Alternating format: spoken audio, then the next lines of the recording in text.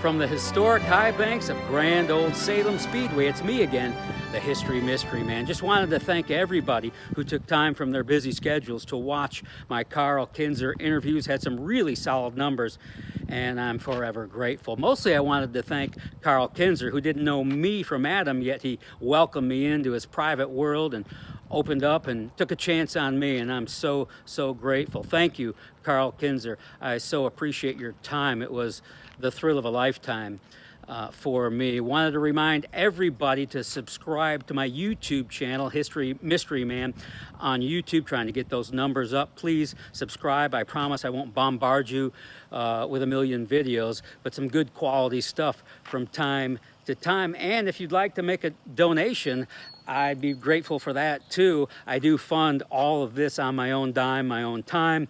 I do have a little account at paypal.com. If you go there, paypal.com, and just plug in my email address, which you see across the bottom of the screen.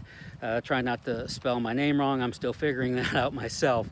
But paypal.com, I'd be grateful for any sort of donation you could provide. That's it. That's all for now. Please enjoy Catching Up with Karl Kinser, the conclusion coming at you right now. Thanks, everyone. Well, like the old saying, you got to stand for something, you won't stand for nothing. That's very well said. Very well said. What was it when you finally gave up the World of Outlaw tours? Was that a hard thing? Was it difficult to? I mean, when the World of Outlaws was 24/7, especially the way you did it. There was nothing else. And kudos to your wife. What an incredible lady she must be. How difficult it must have been for her, because you were gone all the time, and when you weren't gone, you were gone out here. So I mean, so an incredible lady you're married to, and I don't even know her, but I know that much. But was it hard to fill up your days when the World of Outlaw thing finally ended for you? Was it like, what on earth am I going to do? Or am I looking at it? These beautiful cars. Some of these cars that I didn't have restored, and whenever we raced, of course, my son went to racing right out of high school, run a couple of years locally, and then went on the Outlaw Tour. The wife, I can tell you one thing, until a man gets a good woman, he ain't going to amount to much. I don't think. Oh, I like that. So she stayed home for 25, 6, 7 years, took care of this place, mowed the yards here, done Mark's place. And you guys have lived in the log cabin since the 70s? Yeah. Wow, that's before incredible. The Outlaw thing even come along. That's interesting. And we've been married 61 years, I think. Oh, that's incredible. What's her name? Diane. 61 years? Yeah. Wow, congratulations. So she is, I'm telling you, that woman is, she's a saint. Oh, you better believe it. You better believe it. Stayed here and done all this work. Well, are you lucky to have found her? Lucky. Well, there ain't a word for it. She's from Kentucky. Oh, lucky Kentucky. All right. So was it hard to leave the World of Outlaw tour? I mean, yeah, it was. It was probably a couple nights sleep. I didn't sleep well, just thinking, it's that racing thing is hard to give up. And especially the way you did it. One thing that kind of, I guess, made it easier, my age, I was, 68 or 69? Getting in there. Getting in there, done it for all those years, and I seem to think I realized that the younger boys is just going to ride me right in the ground. Yeah. You can't keep up. Oh, sure. There's nothing like it. Right, I get it. And I get it. So, it's a time for everything and every place. Of course. You didn't have a favorite track. Is it the old standard, the next race is your favorite? Or? Well, once we got to running the Outlaw thing, probably Knoxville and Eldora was two places that I liked the best, because Knoxville is a fairgrounds, public owned. They always had good safety equipment, good equipment to take care of the track. And when you went there, you pretty well knew how to set your car, because the track is going to be pretty good. Sure. Same way with Eldora. Of course, you didn't give old Earl any lip. He'd escort you out. I found out about that a night or two at Eldora. I was their track announcer at Eldora in 1996. Oh, were you? I accidentally, he had this up in the announcer's booth for the scoring stand. He had this chair that was reserved for him, and I was brand new and I didn't know it. And I planted myself in that chair, and I found out that wasn't a good idea. There are other stories too, but it was pretty fascinating ride working for Earl Baltus there. I only made it a year, and then I went off to work for ARCA for quite some time. But There's a story. Well, it's not a story. It's true. Earl, the next door neighbor down the road he was about 12 years old. The boy was.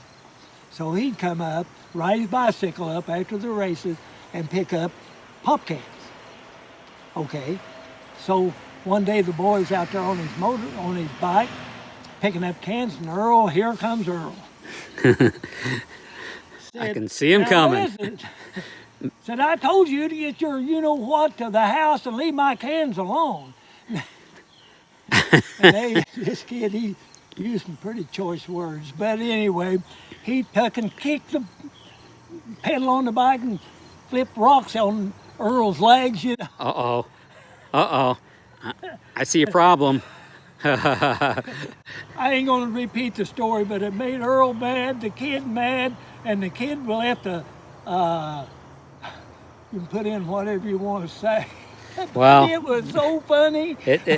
I'll give that kid some credit in that it takes extraordinary courage to kick up stones onto Earl Baltus at Eldora Speedway. My Lord. Well, that kid, Earl, he made the comment, he said, I've told him a dozen times to keep his you-know-what to the house. Earl, man, well, you talk about one-of-a-kind classic. Yes, he was... He was proud of his oh, my racetrack, God. though. I think he slept less than any human on earth that I ever knew. You might be a close second or right up in there. So, by the way, I want to just turn the camera a little bit. This little shop you have here, when you were fielding cars for whether it be Dick Gaines or, well, what would have been after, you said you didn't get here to the mid-'70s, but I mean, is that where you fielded the cars for Steve Kinser out of there? We had, I built that last section on last. I had the section with the 3 doors. That was Larry Miller, where I worked on Larry's cars, built the first cars there. Then Dick Gaines fielded his cars out there. And then I had this section built on. And 95% of it was done out of them. So you had the shop here well before the log cabin was built. Yeah. Okay. The shop was built in 72. I get it. So Steve Kinser spent a lot, I've got to believe, some time in that little blue shop. Yeah. Yeah, he was here some. Here's some, kind of like the go-kart. Get out of the way. Oh. Yeah, that's so cool. So, for instance, that car, every one of these cars sitting there I spent over 2 years on it, restored it, took the frame out. Oh my gosh. Completely. And one day I got to figuring up, I sold 2 cars, a 39 O's and a 50 Chevrolet convertible that I completely restored. I got to figuring up, well, I was 66 years old, I think. I thought, well, where in the world all this time go? I got to count the cars. It was 30 years worth of cars I did. 2 years each. 2 years apiece times. I get it. Yeah. I get it. Well, what do we got here? What is this? This is a 1937 LaSalle made by Cadillac. I bought it in Denver, Colorado, and towed it home on a dolly. Wow. The Cadillac come from California. The Cadillac here? Yeah. And the fella bought it in 61, and he was 80, I think 84 when I bought it off of him, and he put it in a little shed or a barn, I called it, and it fell in on it. Lord. Bent the windshield down, dented the hood and all that, but that's another 2-year story. But it's I love that color, man. That is neat. It is gorgeous. It's beautiful. And my wife picked out that is all the beautiful. colors on the car. Did she really? I'm kind of colorblind, I guess. Well, she did all right here. Oh yeah, beauty. It is. That's beautiful. Is it impossible to pick a favorite among these beautiful antiques? And I'm not, no pressure here. Can you get two? Hey, I'll give you two. No, I gotta have three. Okay. Oh, make it four. The That, Cadillac, the Packard, this, that, the LaSalle, the LaSalle. and the Packard. Oh, the beige colored Packard. This now this car, I don't know where you knew or not. This car has rumble seat, Rumble seat. and the Packard has rumble seat. The That's Oldsmobile cool. down there has rumble seat, and So remind me where are we at here? What's this one? 37 Packard 120. 37 Packard. Yeah. Wow. Original, yes. No, it's got all updated underneath. I put Corvette suspension under the front and rear, independent suspension. It's got the 700R Ford transmission with a 350 or a 400 Chevy engine. The reason I done all the updating to this is when you get out and drive these cars, if you don't have them updated, if you have a problem, you just don't even try to fix it, just call them rollback. You know, to get you home. Gotcha. Well, with an updated car, you can kind of go and down to the parts store and get something to fix it. Not an original motor. No, this car here, I done all the stuff on the engine that people kind of help sponsor me in parts when I raced, like Donovan, and it's got the Bill Miller pistons, Carilla rods, callus crank. Man, that thing And- fits nicely in there. Tight, but it's Yeah. in. Got the MSD ignition and all that. That's And beautiful. The radiator and all of them's made by CNR. Chris Paulson does a lot of stuff for NASCAR. Oh, okay. And, Okay. yeah, but It's- this is it's- one fine fellow. It's a beautiful machine. I love it. What is it? Glove grade leather. Glove grade leather. Yeah, I got that from my buddy up here in Smithfield. His uncle passed away, and he done the seats for Cessna It's airplane. beautiful. And that's what the leather he got from his uncle. And thing sets like $1 million. Oh, a couple. I see a Chevy back there. There's the Ford. What's That- the one with the big fins on the Don't tell nobody, but it's a Studebaker. Studebaker? Is that a bad word around here? No, they're begin to get real popular. That is the Golden Hawk, has a supercharger on it and all that. I like that. I like those gold Yeah. quarter they're- fins and the yeah, black. they're That's pretty beautiful. sharp. Of all the cars that I, kind of liked and whatever, I forgot about the damn Studebakers. You know what I'm saying? That's kind of the word everybody used when I was a kid. If you drove a Studebaker, you just well be walking because they'd hee-haw you out of town. Not anymore, man. They'd, No. they'd wave the green flag for you on that one. Oh yeah. God, what a collection. Just gorgeous. Amazing. Really is.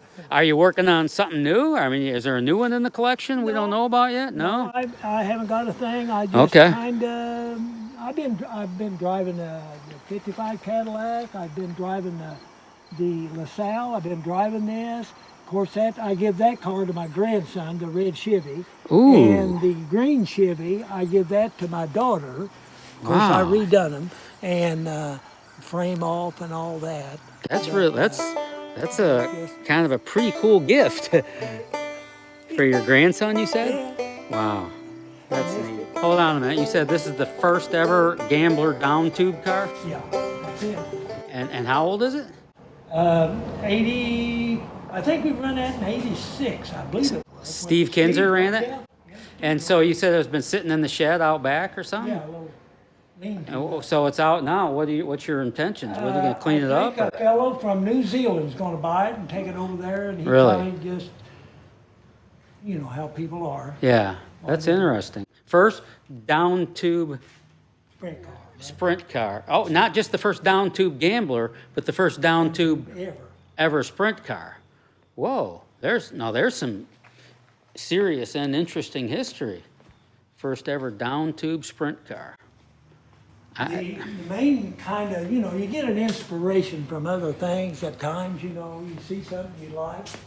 Well, we're out in California, down there in the sand dunes at Southern California. I forget the name of that, out there by the ocean, where they ride them dune buggies. Mm-hmm. Well, we're going down to Santa Maria, down there, going through there, and everybody wanted to stop and ride them buggies on the sand dunes. Of course, I didn't ride one, but I go out there and they're turning them things over and over them sands, but they have down tubes on them. Ah. I said, well, how dumb are we? We're running these sprint cars, that roll cage stuck up there, easy to knock off. Sure. So I come home and I was going to build this independent car, and I had Floyd to build a down tube car for the main reason was the safety of the structure of the car, and plus it gave me a place to mount some of this stuff on the down tube when it come down. So, I mean, and then how did Gambler catch on to the idea? Well, I guess once you've seen it, and like Steve, I had him come down here and sit down in the car, and before... Well, wait a minute, so did you build this car chassis or did Gambler? Gambler built it for me. Okay, I got you. So Under your direction. Yeah, kinda. And Floyd. Floyd, I tell you, old Floyd was a good guy. You can see it's all independent in the rear and all that. And I bought a brand new Halabrand center section, everything for that thing. And I worked on that car almost 3 years. Here, I mean, way up in the mornings. 11. Man, you want to talk about an iconic number in World of Outlaw competition. I know you started out early in your sprint car career with the number 22 and then eventually got a team car and made it 11. Then you figured out that, well, 11 is just easier to paint on than a 2-2. Yeah. Yeah, okay. Actually, they ain't a sign painter could really paint a number 2. Looks good. Oh, I got you. Think. So you just said, let's make this easy and call it 11. Yeah. That's cool. That's a neat story. Yeah. Calvin Gilstrap from Salem? Yeah, he's a race car driver. Yeah, you knew him? Oh, yeah, he drove my car some. When it didn't. And old Calvin, I'm telling you, that guy was braver than Dick Tracy. Oh my God, Is there such a thing?